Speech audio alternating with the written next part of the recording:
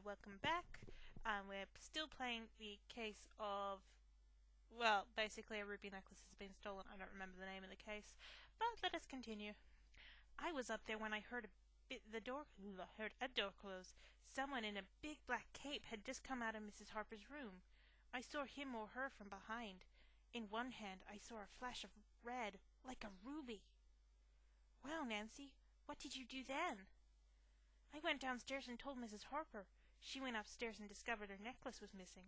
By that time, all the people in black capes had left the party. Did you notice anything else about the person in a cape, Nancy? Was he or she wearing a hat or unusual shoes or anything? No. Wait! When the person moved away, I think I remember seeing something fall, like out of the pocket or something. It was a small white thing. That's all I know. Like a rook? Anyway, let us solve our case. Because we were pretty sure at the beginning. It was the magician. And nobody convinced me otherwise. So, go for that one.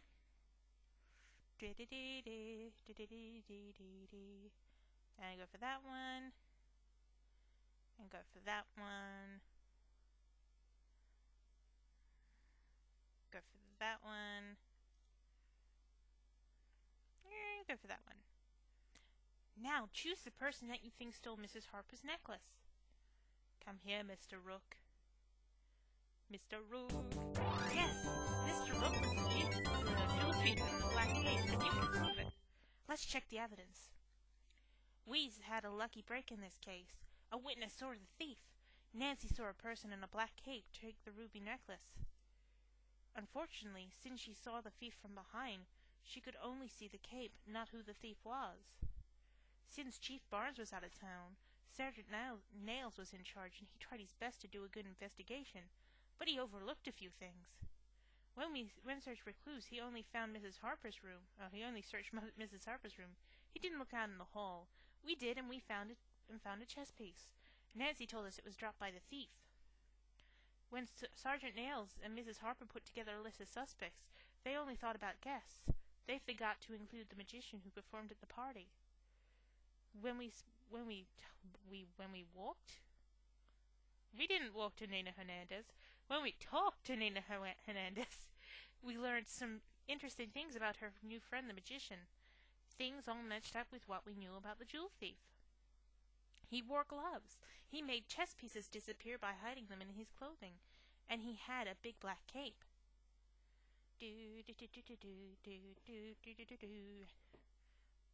Look, the courier has a story on how Resulka helped arrest the jewel thief. I'm glad Mr. Rook is behind bars. His sleight of hand almost cost Mrs. Harper her ruby necklace. He sure was one of the trickiest crooks the Eagle Eye Detective Agency has faced. I think this case deserves a place of honor in the scrapbook. Buccaneer Beach Party! Oh, I will meet you all there. You know it. Jewel thief nabbed. Crime wave over. Like crime wave of one thing? Anyway, acting on proof uncovered by the Resulka of the Eagle Eye Detective Agency, police nabbed a notorious jewel thief in Mount Vernon and recovered a priceless ruby necklace from Mrs. Harper of Richview. The thief has been masquerading as Mr. Rook, a magician.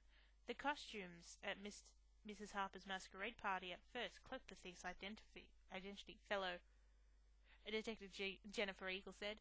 Although we may have known the thief wore a black cape, that description fit many people.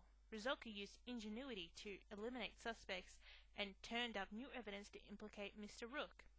Rook confessed, said Sergeant Nails of Richview Police, and I doubt that escaping from prison is in his bag of tricks. So funny. Oh, you're so funny, Sergeant Nails. Let's start our next case. We're going to be doing the case of the missing mink. Wonder what ingenuity it will bring to us. I wonder. Let us find out. Come on. Ah, phone again. Eagle Eye Detective Agency. Jennifer here. Jennifer, it's Nancy. Can you and Resulka come over to Mrs. Meninsky's house? Her mink coat has been stolen. Mrs. Beniski's been robbed. We'll be right there. And like with every second case I do, let's go to Jake. So we technically lied to Nancy by saying that Jennifer and Resulka were coming up. It'd be Jake and Resulka instead.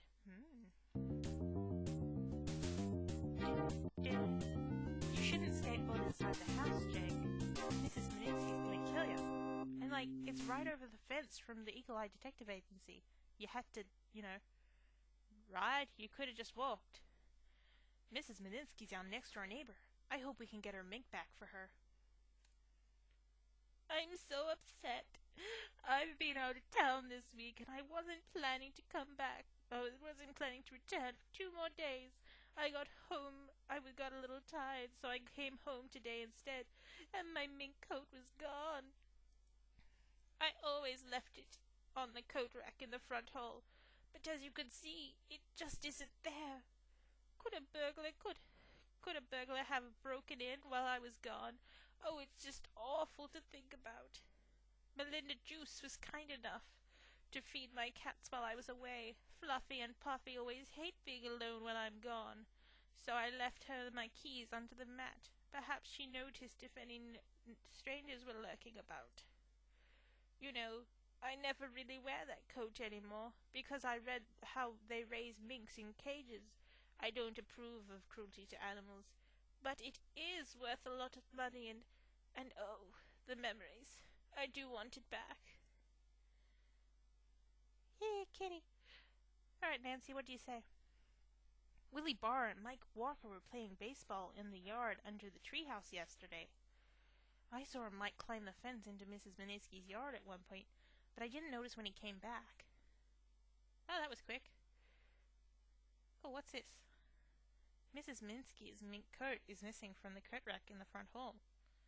There's some sticky stain on the rug that's not even on the rug, under the coat rack. It looks like something was spilled there.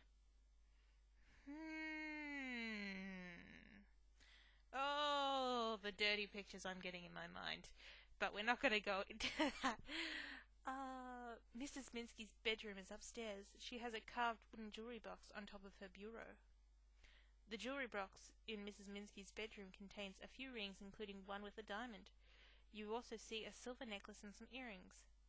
Whoever took the coat didn't search the rest of the house. This jewelry is valuable. That jewelry box was the first place I looked after I saw the coat was missing.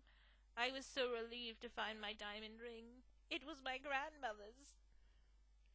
Alright, we'll have to look outside the house then for more evidence. Let's see, who's here? Oh, the Harper house. We were here last episode and we're here again. Come on, hurry up, Jake. Move your butt. Mrs. Harper lives in a really big house. My grandpa says that their family made a lot of money in the oil business 100 years or so ago. Hello, Mrs. Harper. Oh, Mrs. Minsky. I'd just die if anything happened to my mink. It's full length and I'm very proud of it. Why, Melinda Juice positively drools every time she sees it.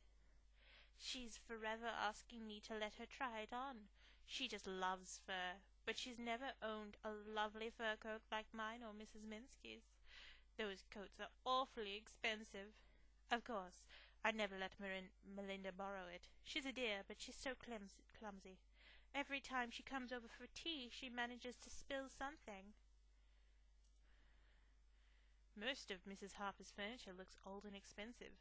There is a beautiful black grand piano in the center of the room. The music on the piano is Beethoven's Fur-Elise. Oh, I see what you did there, game. Fur, mink. Oh, just beautiful.